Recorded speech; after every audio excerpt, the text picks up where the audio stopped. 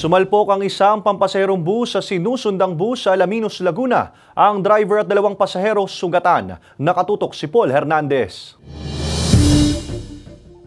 Nayupi ang harapan at basag ang salamin ng bus na ito nang bumangga sa isa pang bus na nasa unahan niya. Mag-aalas 7 ng umaga nitong Sabado, binabaybay ng parehong pampasaherong bus ang highway sa bahagi ng Barangay San Benito, Alaminos, Laguna. May iniwasan daw na sasakyan ang nasa unahang bus. Biyaheng Bicol, Manila ang parehong sangkot na sasakyan. May pinagbigyan siyang sasakyan ng lumiban. Kaya po, siya pansamantalang tumigil. Sugatan ng driver ng nasa hulihang bus at dalawa nitong pasahero na tumilapon dahil sa insidente. Na-injured po yung driver at yung dalawang pasahero. Agad po silang dinala sa ospital at yun po, nalapatan ng lunas. Hindi naman po ganun kalala yung naging injuries po ng ating mga driver at dalawang pasahero. Iisa umanong kumpanya ang nagmamay-ari ng dalawang bus. Sinusubukan pa na makuhanan ng pahayag ng GMA Regional TV ang driver ng mga sangkot na bus. Patuloy pang investigasyon sa pangyayari.